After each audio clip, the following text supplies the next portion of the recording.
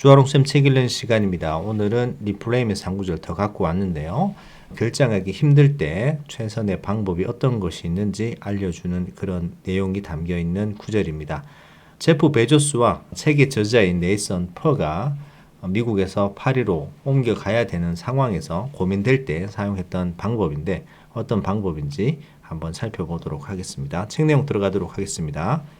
최근 네이선의 학생 중 한 명은 여름 내내 사업 아이디어를 떠올리며 고민했지만 결국 실행에 옮기는 결정을 내리지 못했어요 라고 걱정했다. 이런 우유부단함은 우리가 직면하는 어려움을 잘 보여준다. 불확실한 일을 해야 할지 어떻게 결정을 내릴 수 있을까? 기회가 진짜인지 허상인지, 진짜라면 위험을 감수할 만할 가치가 있는지 어떻게 알 수 있을까? 물론 실제로 시도해 보기 전에는 알 수 없다. 그것이 불확실성의 본질이다. 하지만 시도해야 하는지 여부는 파악할 수 있다. 제프 베조스가 온라인으로 책을 판매하겠다는 아이디어를 떠올렸을 때 과연 성공할 수 있을지 불투명했다. 당시는 1999년 닷컴 붐이 일어나기 훨씬 전인 1994년이었기 때문에 대부분의 사람들은 인터넷에 대해 전혀 알지 못했고 전 세계 웹사이트는 2,000개에 불과했다. 현재는 약 20억 개에 달한다. 대부분의 사람들이 처음으로 사용한 이메일 주소인 한 메일은 2년이 지나서야 등장했다. 베조스는 월스트리트의 매우 유명한 투자회사에서 고액 연봉을 받으며 일하고 있었고 직장 상사인 투자계의 전설 데이비드 쇼에게 이 아이디어를 제안했다. 쇼는 그 잠재력에 동의하면서도 좋은 직장이 없는 사람들에게 더 적합한 사업일 거야. 뛰어들기 전에 더 진지하게 고민해봐 라고 조언했다. 베조스는 판단에 어려움을 겪었지만 후회 최소화 프레임워크를 찾아낸 후에 믿을 수 없을 정도로 쉽게 결정을 내릴 수 있었다고 강조했다. 저는 훗날 80세가 되었을 때 인터넷이라는 새로운 세계에 뛰어들었던 일을 후회하지 않을 거라고 생각했습니다. 실패하더라도 좋은 경험이 될 거라고 생각했지요. 그는 목소리에 힘을 주며 계속 말했다. 오히려 시도하지 않는 것이 제가 후회할 만한 일이었어요. 그게 매일 저를 괴롭힐 거라는 걸 알았죠. 베조스가 이런 프레임워크를 처음 고안한 건 아니다. 수년 전 연구자 아모스 츠버스키와 데니얼 카너먼은 상황을 부정적인 방식으로 해석하도록 유도하는 부적응 프레임으로 인한 편견을 극복하는 한 가지 방법은 내가 지금 원하는 것은 무엇인가 라는 질문이 아니라 이 상황에서 미래의 나는 어떤 기분이 들까 라는 질문이라고 주장했다. 하지만 후회 최소화 프레임워크를 적용하는 데는 약간의 개인적 차이가 있을 수도 있다. 스탠퍼드를 졸업한 후 네이선은 조부모님과 사촌들 그리고 훌륭한 공립학교들과 가까운 미국 대학에서 편안하게 근무하고 있었다. 그런데 어느 날 프랑스 인시아드 경영대학원에서 꿈에 그리던 입사 제안을 받았다. 이 제안을 수락하면 물가가 더 비싼 곳에서 더 낮은 연봉을 받고 더 까다로운 대학에서 더 높은 교수 임용 기준을 충족해야 하며 자녀 교육에 차질이 생기고 외국에서 생활해야 하는 어려움을 겪게 될 테였다. 그는 고민했다. 나의 꿈을 위해 가족에게 급격한 변화와 스트레스를 주는 게 올바른 일일까? 아이들이 새로운 환경에 적응할 수 있을까? 불확실성의 복잡성 때문에 우리는 방향을 잡지 못한 채 빙글빙글 맴돌고 있었다. 우리가 직면했던 불확실성을 이해하기 위해 사용했던 혹은 사용했으면 좋았을 프레임워크의 목록을 소개하겠다. 위험 대 후회 최소화. 우리 대부분은 위험을 최소화하라고 배우지만 이는 후회를 최소화하는 것과는 다르다. 위험을 최소화하면 부정적인 효과를 줄일 수 있지만 새로운 일이 발생할 가능성이 줄어든다. 반면에 후회 최소화는 감수해야 할 올바른 위험, 즉 현재의 나의 모습과 미래의 바람직한 나의 모습을 정의하여 위험을 구별하는 것이다. 프랑스 이주를 위해 자녀의 삶에 지장을 초래할 위험을 감수할지 고민할 때 네이선은 할머니의 말씀을 떠올렸다. 부모는 자신의 꿈을 실천함으로써 자녀에게 꿈을 이루도록 가르친단다. 가만히 머물러 있으면 위험을 줄일 수 있겠지만 후회도 점점 커질 것이다. 단방향 문과 양방향 문. 베조스는 의사결정을 단방향 문과 양방향 문의 관점에서 이야기한다. 대부분의 혁신가들은 큰 결정을 작은 결정으로 나누거나 장기적인 결정에 대해 단기적인 조정을 취하거나 보완 계획을 세우는 등 단방향 결정을 양방향 실험으로 바꾸려고 노력한다. 우리가 프랑스로 유지하는 것을 영구적인 변화로 생각했을 때는 두려운 일이었다. 하지만 3년간의 실험으로 여기고 언제든 미국으로 돌아와서 중단했던 일을 다시 시작할 수 있다고 생각하자 결정을 내리는 것이 훨씬 쉬워졌다. 독립적인 결정 대 상호 의존적인 결정. 어떤 결정은 우리에게만 영향을 미치고 어떤 결정은 다른 사람에게도 영향을 미친다.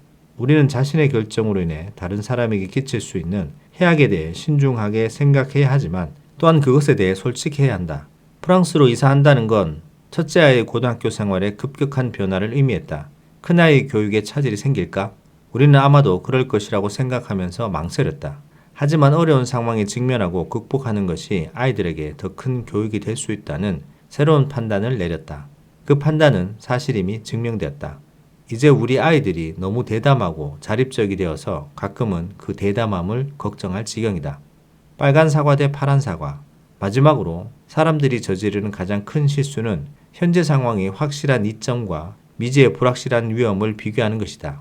예를 들어 이직을 결정할 때 급여, 출퇴근 거리, 자녀의 현재 학교 등 우리가 알고 있는 이점과 기업 문화, 업무량, 새로운 학교 등 불확실한 위험을 비교하게 된다. 이는 알려진 이득과 위험한 손실을 비교하기 때문에 불공정한 것이며 특히 우리의 두뇌가 판단하기 어려운 문제이다. 츠버스키와 카너먼의 연구에서 밝혀진 바와 같이 우리는 현상 유지의 이점을 과대평가하는 경향이 있다. 네이선이 확실성과 불확실성을 비교했을 때 인시아드 합류를 결정하기란 쉽지 않았다. 편안한 근무 환경, 좋은 학교, 멋진 집, 가족과의 근접성 등 알려진 장점은 낮은 급여, 높은 성과 기준, 생소한 교육 시스템, 작은 연립주택이란 큰 위험과 비교했을 때 커다란 부담으로 작용했다. 하지만 이러한 불공정한 비교에는 긍정적인 측면이 고려되지 않았다. 최고 수준의 학교에 재직한다는 건 실제로 새로운 수입 기회를 제공할 수 있고 차원이 다른 학문적 지평을 열 수 있다. 유럽의 생활 방식은 우리 자신에 대해 새로운 모습을 가르쳐 줄 것이고 국제적인 경험은 우리의 잠재력을 높일 수 있다. 미지의 세계를 가능한 이점의 원천으로 새롭게 인식했을 때 우리가 연구한 혁신가들이 미지의 세계를 좋아하는 이유를 알 수 있었다. 그래서 어떻게 되었을까? 처음에는 수입도 적었고 아이들은 또래 친구들과 선생님으로부터 무자비한 괴롭힘을 당했으며 향수병과 외국인이라는 좌절감에 시달렸다. 하지만 우리는 많은 것을 배웠다. 네이선은 종신 재직권을 얻었고 하버드 비즈니스 리뷰 출판사에서 2권의 책을 더 출간했으며 강연 경력도 시작했다. 아이들은 더 잘 적응할 수 있는 좋은 학교를 찾았고 새로운 언어를 배웠다. 수제너는 집중적인 프랑스어 수업을 받고 전문 장인에게 자수와 장인구 제작을 배웠으며 대도시 생활의 익명성에서 자유를 느꼈다. 결국 우리는 함께 책을 썼다. 프랑스 파리로 이주하면서 기존 생활에서는 결코 발견할 수 없었던 새로운 기회를 얻게 되었다. 위험을 감수한 것이 너무 행복했고 80세가 되어서도 후회하지 않을 결정을 내릴 수 있을 만큼 더욱 대담해졌다. 자, 여기까지입니다. 결정을 내리기 힘들 때 최선의 방법에 대해서 얘기를 해주고 있는데요. 이 저자인 작가가 직접적으로 미국에서 그토록 꿈에 그리던 프랑스 인시아드 경영대학원의 교수로 초청을 받아서 이제 이직을 할 수 있는 기회가 생겼는데 안정적이고 확실한 자리를 두고 불확실한 프랑스로 이사를 가는 것 자체가 자녀 교육도 있고 여러 가지로 문제가 많았는데 그래서 이 저자인 네이슨 퍼가 사용한 프레임워크, 어떤 불확실성을 이해하기 위해서 사용했던 프레임워크를 소개를 했는데요.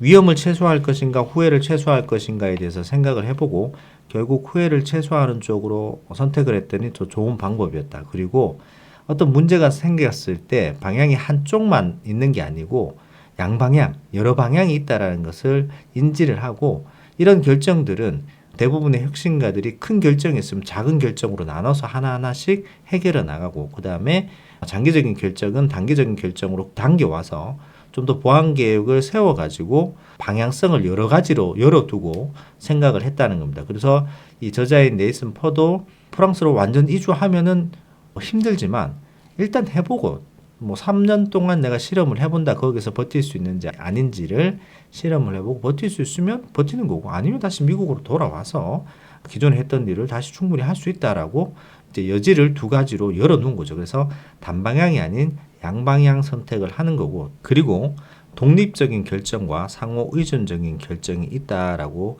또 얘기를 하고 있습니다. 그 다음에 마지막에 우리 사람들이 많이 이제 결정할 때 힘들어하는 거, 확실한 거하고 불확실한 거하고 비교를 할 때 이 불확실한 거의 단점만 보지 거기에 숨어 있는 장점을 잘 보지 않는다는 겁니다. 그래서 네이선 포의 어떤 확실한 어떤 경제적 기반을 두고 불확실한 프랑스로 넘어갔을 때에 어떤 위험 비교를 했는데 우리는 그런 위험 비교를 할 때 그 위험에 녹아 있는 어떤 긍정적인 측면을 보는 것이 인간에게는 어려운 부분이다. 실제적으로 그런 긍정적인 측면이 고려되지 않기 때문에 그것까지 생각했을 때는 오히려 불확실한 것을 선택을 해서 더 좋은 결과가 이어졌다라고 얘기를 하고 있습니다. 물론 우리 일상생활에서 불확실성을 선택을 한다고 해서 모든 결정이 긍정적인 방향으로 나타나진 않겠지만 여기 나와 있는 예를 통해서 한번 우리 일상생활에 적용을 해보고요. 실험을 해봐야 될 것 같습니다. 앞쪽에서도 나옵니다. 이 불확실성이 어떻게 보면 시도해보기 전에는 알 수가 없기 때문에 그게 불확실성의 본질이기 때문에 어떤 결정을 할 때 그래서 힘들다라는 것을 얘기를 해주고 있는 것 같습니다. 뭐 여러 가지 방법이 있습니다만은 실제로 부딪혀 보고 직접 해보는 것만큼 큰 선생님은 없는 것 같습니다. 책 내용 참조하셔서 여러분들 생활에 한번 적용해 보셨으면 좋겠습니다. 자, 오늘 여기까지 하도록 하겠습니다. 책 내용 도움되셨다면 구독, 좋아요 부탁드립니다. 감사합니다.